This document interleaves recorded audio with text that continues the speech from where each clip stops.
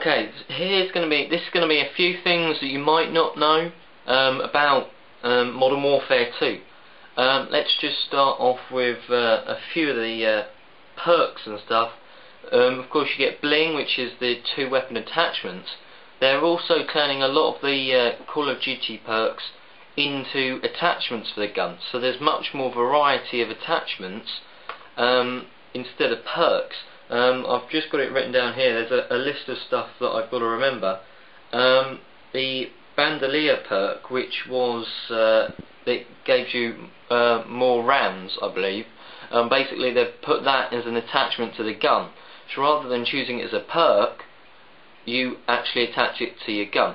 So Bling, the perk where you get 2 attachments, this could see you having extra ammo and a red dot. So you're not forgoing aiming while a lot of ammunition, sort of thing. If there's more things like that, it would just sort of help the game be more varied, and everyone would sort of get along with it a bit better. Right, I've said it in one of my previous ones, the throwing knives you can actually go and pick up. So if you've thrown it, and it's like in the first video, it got 402 right in the head, you can go and pick it up and use it again. How cool is that? I mean, what more can you want? Right, this is something you might not know. You know you can take AC-130s down, but this time if it's the enemy UAV, that's actually a physical thing going around the map, so you can shoot that down to stop their UAV. I guess, like the AC-130, it will have some sort of mechanism. You saw it sort of threw some stuff out and the missile got taken away from the AC-130. Maybe the UAV has one of them and then the second missile it hits. That's just an idea. I mean, what do you think about that? Call signs. Now that's the little emblem things that come up in the top when you've done something. You get a call sign, an emblem, and you also get your name and your clan tag. Right, the call signs you can get for loads of different things. Right, so you can get for like one-shot kills with snipers once you've got so many, and you get like if you've knifed so many people, or you've knifed so many people in a row. You've committed suicide so many times. You've shot down a certain amount of helicopters. You've used a helicopter. Called in a certain amount of helicopters. And the one that I like, that I heard about, is if you manage to drop a care package onto your head, which kills you, but you get a call sign for it. I don't know what it is, but that just sounds quite cool. They've saying about that 5 deaths sort of thing, which I hadn't said at all. Anyway. Death streaks, they've half said the martyrdom perk where you drop a grenade when you die is basically for noobs. That's basically what they said, and the death streak perks are basically instead of that. They haven't gone out and said it's no longer in the game, but it's pretty much been said. Now I don't know about you, it's that and Juggernaut that really pissed me off. When you run in, you've shot someone and you die because of the drop grenade, or you run in, you should have killed them, but they've got so much bloody extra health that they're not dead, and they managed to kill you because they're cheating little sods. Anyway, that's annoying. So they've half come out and said it's not in the game anymore. Right, what else haven't I said? Right, they're changing the point system slightly. The level cap now is at 70, I believe. And you get XP for stuff like killing the person with a bomb, defending the bomb area that they're planting it, killing the flag runner, and then if you take the flag and actually plant it, you get even more points, shooting down helicopters, etc.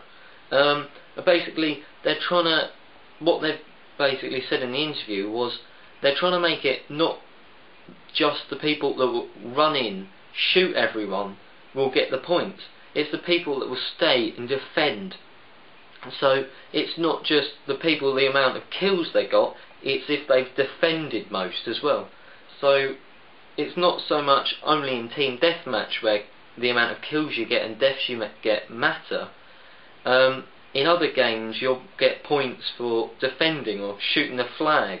You got these anyway, but you didn't get sort of much recognition for it. So I think basically what they're trying to do is get away from just kills that matter to the overall thing. Like, yes, you're killing, but are you helping your team in any way at the same time? So it's trying to combine the two, which a lot of games are trying to do, but the way they're trying to do it just seems, I don't know, it just seems right. And as Call of Duty 4 was amazing, if they managed to get that right, it would just take the whole game of Modern Warfare 2 to the next level. Right, they've tried to take glitching out. Right, I'm not talking about hacks here. Of course, they'll try and take them out. The glitching I'm talking about is where, say, a sniper goes, now that's a nice spot up there, so you manage to jump onto a tree and then jump onto a building, and you like crouch down and you can't be seen, sort of thing, but you can come out. You're not technically glitching because you can get there, but not many people know how to get there, sort of thing. That's the glitching I like. I know a lot of people do.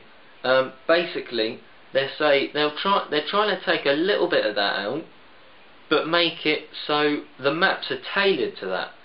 So you've got people that will go around this side of the building to get into that spot.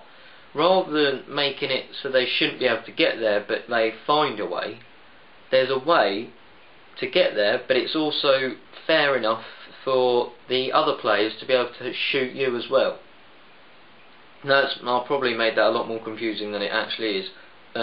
Basically what they've said is, right, let's read this because it makes it sound better. They try to take out and build levels around all types of classes to balance the game out.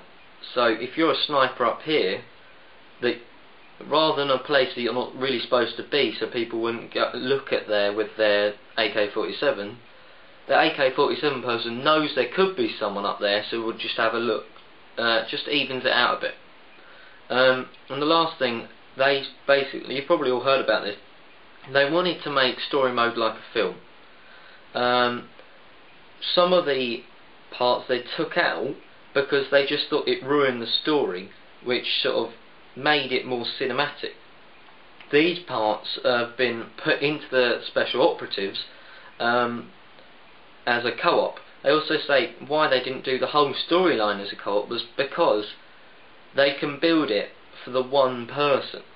If you've got you over here as the main character, but then your friend is a different character, if you do it for one person, the other character can do a certain thing, like ice pick someone off a snowmobile. If it's your friend, he might be legging it that way just to find his favourite gun, while you're standing there and a snowmobile's sort of driving past, and you'll get shot because of it. Whereas instead, what's supposed to happen is he gets ice picked off. Basically, they said by making it only for single player, it makes it more cinematic because they can determine what's roughly going to happen and give you a better experience. But also they've taken the fun bits such as the snowmobile racing and shooting terrorists and stuff like that and made it into their co-op bit, which I think is a great game idea. So there's a few things you might not have heard of about the upcoming game, and that should be out nice and shortly. No idea, it's the 25th today, so that's like 20 days, something like that, I don't know. Anyway, fingers crossed that there is no postal strike.